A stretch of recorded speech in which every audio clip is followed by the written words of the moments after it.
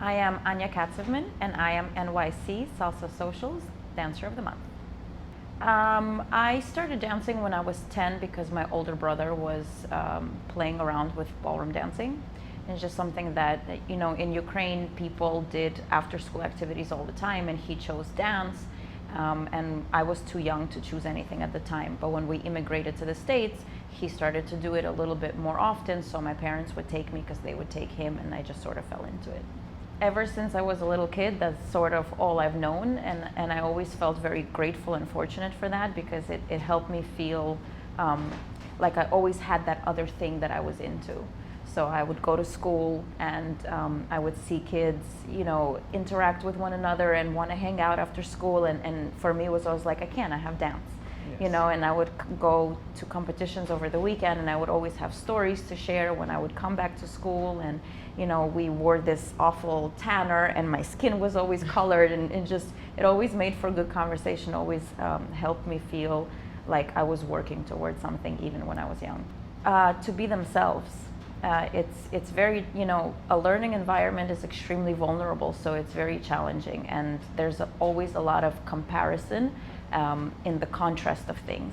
And I think once you start comparing yourself to other people or their accomplishments or their skill set or level, you often take a step back from who you are and what you want to do, and you're following someone else's path, which isn't yours. And then you develop a style that isn't yours and skills that you're not really interested in. So I think it's super important when you're going into any learning environment to remember to be true to what you like. Develop the things that are interesting for you. It doesn't matter if somebody else likes this. If you like that, look for somebody that can offer you that, develop that in yourself, stay in your own lane kind of, because you only have yourself to compare yourself to. So your progress is unique to your skill set, your interest, and everything that is basically revolving around you. So the more you can stay true to who you are, what you like, and kind of in that zone, the faster you improve. Well, you are exposed to a lot of self-discovery when you're learning anything, I think. So the awareness of self, the presence of self when you're taking anything on is always extremely beneficial. But I think they go hand in hand, bouncing off one another, Yes. I don't think one is mutually exclusive to the other. I think when you go into an environment where you are vulnerable, you learn a lot about yourself, and then you can use that within the dance community or outside of it for yourself as a person, and vice versa. Sometimes you learn things as a human being, you're being challenged somewhere else. You can bring that into your dance learning environment, because wherever you succeed, it becomes a part of you. And it's really important to use your success to fuel your sense of self, your confidence, to allow yourself to grow without judgment. So wherever those things are happening for you, it's really cool if you can intertwine them. So any sense of awareness of self and just being fully present in the moment when you're taking anything on is always extremely beneficial. Do your best to make it about the student. It's it's very common and very understandable for us to want to see what we want to see, or to push an agenda, if I'm going to say it harshly. And that doesn't always serve the person in front of you. You never know if they're coming into your classroom because they like this, or that. Everybody is entitled to receive what they are coming for. So when you're in tune with your student, what they're asking for, their desires, their likes, their interests, you can better serve them, right? So the less you can make it about you and what you think is important and what you like and what you think dance should look like, the better you can actually serve the individual or the group environment, whatever the case may be. So as a teacher, I always try my best to tune in with the environment that I'm in. Even if I have a little bit of a plan, I always ask a lot of questions. So what helps me most is asking my students a lot of questions. If you come to me for a private, the first thing I'm going to say is, what is your goal? How can I help you? What are you looking to facilitate for yourself today? I try my best to make it about the student and to help them feel empowered. And so even though I am there to help you, it's really all about you, and I try really to help you understand that you have the tools to do this on your own. I'm just here to share how that could be either easier or more enjoyable, or what some other tools may be that you are not aware of. But it's all about your journey and your process. And to be a good teacher, you have to really try to focus on that much more than your personal agenda. Well, Go Deeper is unique for me because it's my first time interacting with people that don't dance in the same space as people that do. And I think, and we've talked about this already a little bit, dance is such a magical thing for any person to be a part of, because it gives you so many experiences and tools and skills, and it just it's athletic, so you're in your physical body, fully present. It's creative, so you're in your instinct, fully present. It's intellectual and cognitive, so you allow yourself to explore everything that a human being is comprised of.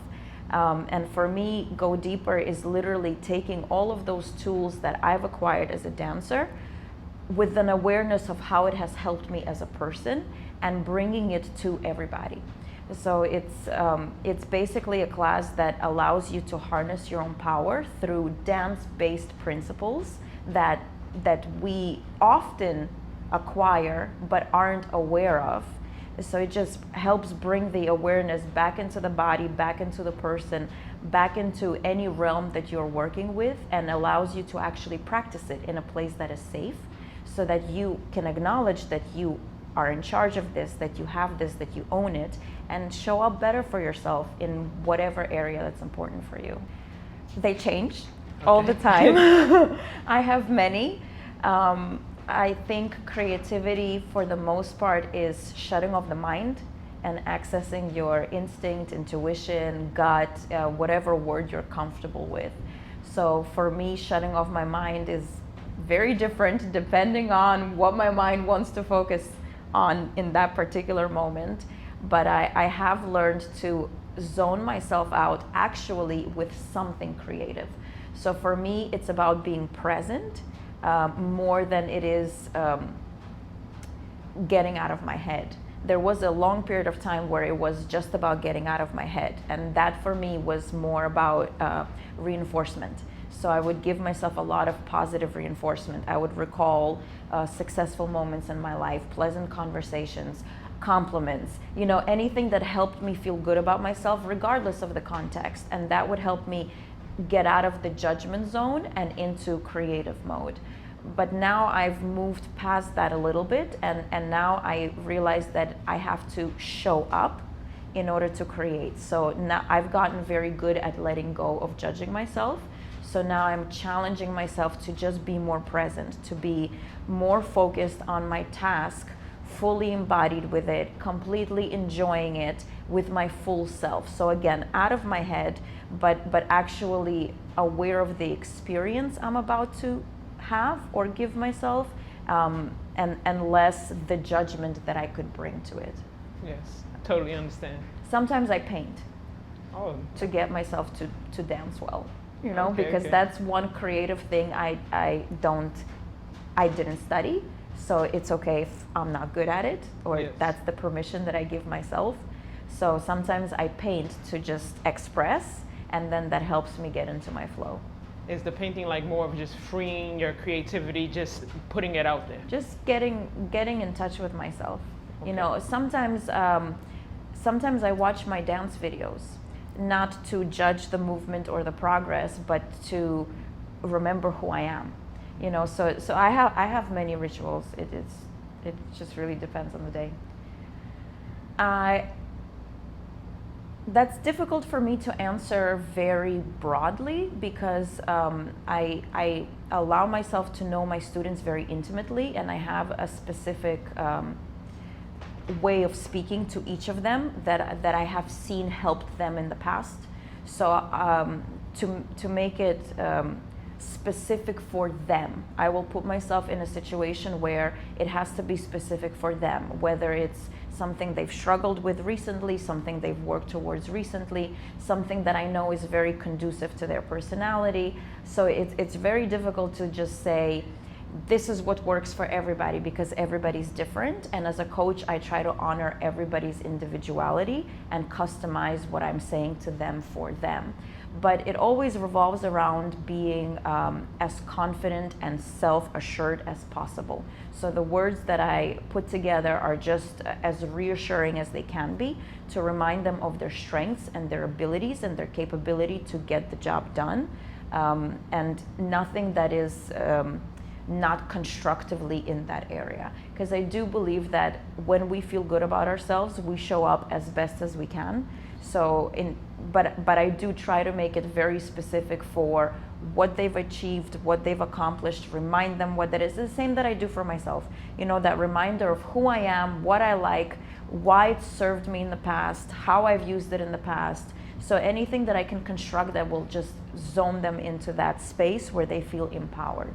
That's pretty much the formula for success: confidence and feeling empowered. On Broadway. Okay, I can see that. You do? Yes. That's very lovely. Thank Yes. you. I wrote a play. Okay. It's very special for me. I didn't realize it. You know, at the time that I was writing it, I didn't realize how personal the story is, because when the project first came into fruition, it wasn't meant to be about me. But as soon as the entire script poured out of me, I realized that this is kind of my life story, and it was very therapeutic, and I think it's very powerful. I think the message behind it is very resonant for everybody, and I do want it to be on Broadway specifically so that more people have access to the message. So that's what I'm working towards. Okay. Thank you so much for your time. Oh, thank you for having me. It was a pleasure. I truly appreciate it. Thank you. I truly appreciate you and everything you're doing for the community. Very, very grateful.